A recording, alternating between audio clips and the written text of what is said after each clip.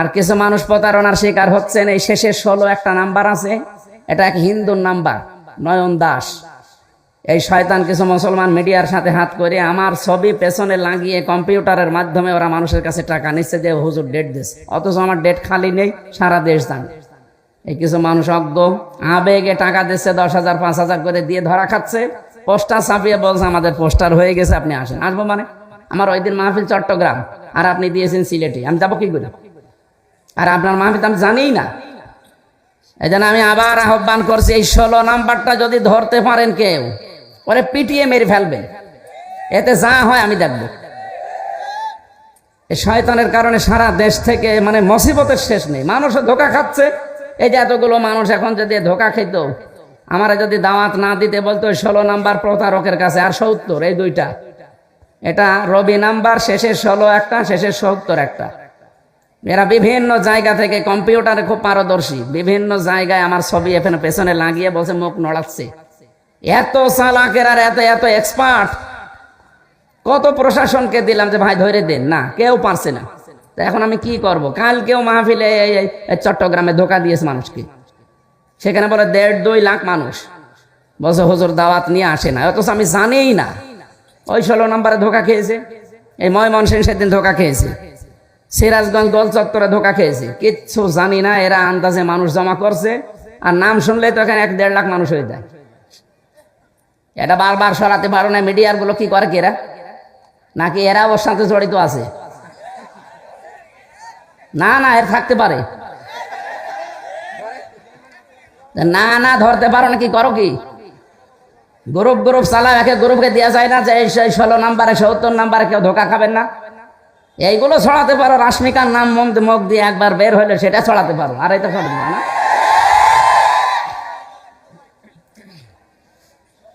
আমার মনে হয় এদের সাথে কেউ জড়িত আছে। তাছাড়া ও হিন্দু মানুষ। প্রশাসনকে একবার দিলাম কুষ্টিয়া সদর থানায়, উনি মোবাইল চেক করে এই নাম্বারটা, ওদের যে কায়দা আছে গোয়েন্দা বিভাগে, বলছে এটা নয়ন দাস বলে একজন, ওর বাড়ি হচ্ছে কুমিল্লা। তো ধরা যাচ্ছে না, কি করব আমি? কাউকে একটা টাকাও দেবেন না আমার নামে, একটা টাকা না, 4 আনা পয়সাও দেবেন না। আমার বাবাও যদি বলে যে আমার বাবা কথা বলছে, না আমি টাকা পয়সা নেই না আগে থেকে, আপনি যা আসার পরে দেবেন এইটাই যথেষ্ট। যদি না দিয়ে বলেন যে আমার অসুবিধা, আমাদের দেওয়ার ক্ষমতা নেই, বলবেন চলে যান, খালি ভাড়াটা দিয়ে। তাই বলে আবার 10 টাকা ধরে দিয়েন না। দেখ, আমি বললাম আপনাদের সবাইকে সতর্ক করার জন্য, কাউকে টাকা দেবেন না, সে যেই হোক। আমি আবার বলছি, যদি আমার ছবিও দেখায় পেছনে ভিডিও, এই যে কথা বলেন না, বলবেন ধোকা। দরকার হয় বাড়ি যেয়ে যেটা ফাঁকা আছে নিয়ে আসবেন, কাউকে টাকা দেবেন না। আমি আবার বলছি, কাউকে টাকা দেবেন না। আজকেও 2 জন ধোকা খেয়েছে, 20-40 হাজার টাকা দিয়েছে ওই শয়তানকে, অথচ আমি কিচ্ছু জানি না। আমার যে কি রাগ ওর ওপরে, সত্যি যদি আমি আল্লাহর নাম নিয়ে বলছি ওরা ধরতে পারি, আমরা জবাই করে ফের জেলে যাব। ও যা ক্ষতি করছে আমার একা না, আপনাদেরও। আর যে কত টাকা নিয়েছে, 5,000 10,000 করে মানুষের কাছে সারা দেশ থেকে। ওরা আমি সত্যি যদি কেউ ধরিয়ে দিতে পারেন, আমি 1 লক্ষ টাকা আপনাকে দেবো, 1 লাখ টাকা দেবো। আর আমি ধরতে পারলে তো সরাসরি 3 বার জবাই করে আমি ফের জেলে যাই বসে থাকবো। জান, আমার কপালে যা আছে হবে। এই নাম্বার ওই মিডিয়ার কাছে আছে না? মিডিয়া আজকে দিয়ে দেবেন প্রচার। শেষের 16 রবি নাম্বার 018, এরপরে কত কত আছে, শেষের 16, এরপরে 018 কত কত আছে মাঝখানে, শেষে 70।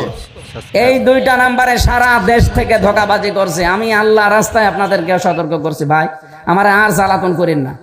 এরকম প্রতিদিন 8-10 গ্রুপ আমার বাড়ি যায়। এমনি আমি গরিব মানুষ, আমার বাবারে জ্বালায়, আমার মারে জ্বালায়, আমার বউরে জ্বালায়, আমার শ্বশুরের হাত চেপে চেপে ধরে, এই দেখেন পোস্টার করেছি, অথচ আমরা কিচ্ছু জানি না। এই ধোকা দিয়ে দিয়ে সারা দেশ, বলেন তো 630টা থানা, অন্তত 600 থানা থেকে যদি মানুষ যায়, তো একটা মানুষ মারে, আর নাস্তা আমি কোথায় পাবো? হ্যাঁ ভাই, প্রতিদিন আমার মনে হয় 200 লোকের নাস্তা করার লাগে, আমি পাগল হয়ে যাবো না? অথচ যাওয়ার সময় তো কিছু নিয়ে যায় না।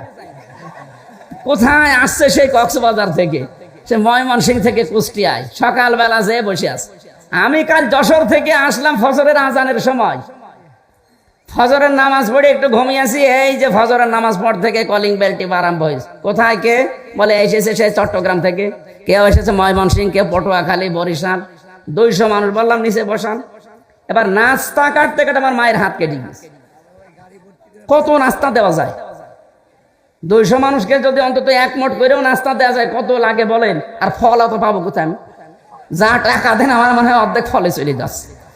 আমি আশা করছি আর যেন না আমার বাড়ি, আমি মাপ চাচ্ছি ভাই, আর কেউ গেলে কিছু নিয়ে যে একেবারে খালি হাতে চলে যান। আপনারও তো লজ্জা থাকা দরকার যে হুজুর এত ফল পাবে কোথায়? আর ফল কাটার জন্য 2 জন লোক না, আমার শাশুড়ি আর আমার মা পাগল হয়ে গেল, বলছে তুমি এসব বাদ দাও। দেখ, বেশি বললাম এটা প্রচার করার জন্য, কেউ যেন এরকম ধোকা খাবেন না। 16 নাম্বার আর 70 নাম্বার শেষে আল্লাহ তুমি আমাকে আর আমাদেরকে সতর্ক হওয়ার তৌফিক দাও, আমিন। এটা যে সুন্দর করে সাজিয়েছেন, এটা তো রাতের বেলা হতো, এর চাইতে ডবল মানুষ আসতো। আর এখানে কথা বলেও আমি একটা মাহফিল হলে শান্তি পেতাম। 1.5-2 ঘন্টা 2.5 ঘন্টা আমি একটা আয়াতের উপরে তাফসির করতাম, অন্তত কিছু নিয়ে যাওয়া যেত। এখন এই যে শিবিরের কেন্দ্রীয় সভাপতি জোর করে আজকে জোর করে ওনার নাটোর এই যে সেই বনপাড়া বড়াই গ্রাম এখন এখানে নিয়ে যেয়ে মাগরিবের পরে তুলবে, ওখানে লক্ষাধিক মানুষ বসে আছে। আবার সিরাজগঞ্জের এই যে বেলকুচিতে আসা লাগবে রাত 9টায়। বলেন আমি কি মেশিন কি? আর আপনারা যে দূর থেকে আন্দাজে ধারণা করেন হ্যাঁ ওনার টাকা লাগে, কথা আপনি কয় টাকা দেন? আপনি যে টাকা দেন, এই যে আজকেও আমার গাড়িটা সারতে 1.5 লাখ টাকা লাগলো, 1.5 লাখ। ওর কাগজ করতে 75,000 টাকা লাগবে, ড্রাইভারের প্রতি মাসে 20-25 হাজার টাকা দেওয়া লাগে। তা টাকা কি করবো না? আমার আরো বিভিন্ন কাজ আছে, সেই কাজগুলো করা লাগছে। একটা মাদ্রাসা বানানোর করছিলাম, 3 কোটি টাকা লাগবে, টাকা নেই। আমি একটা গ্রুপে কাজ করি, আকিস গ্রুপে, যা লাগে তারা দেখছে, এই জন্য আমার কোনো সমস্যা নেই। তারা যদি বলতো না আমরা কিছু করতে পারবো না, আপনি ওইগুলো করে চলেন, আপনি পারতেন না। এই জন্য আমার দূর থেকে যারা আন্দাজে ধারণা করে গালিগালাজ করেন যে দুনিয়াদার হুজুর, আপনি আমার মনের খবর জানেন, আমি দুনিয়াদার কি আখেরাতদার? আপনি নিজের হিসাব করেন ভাই।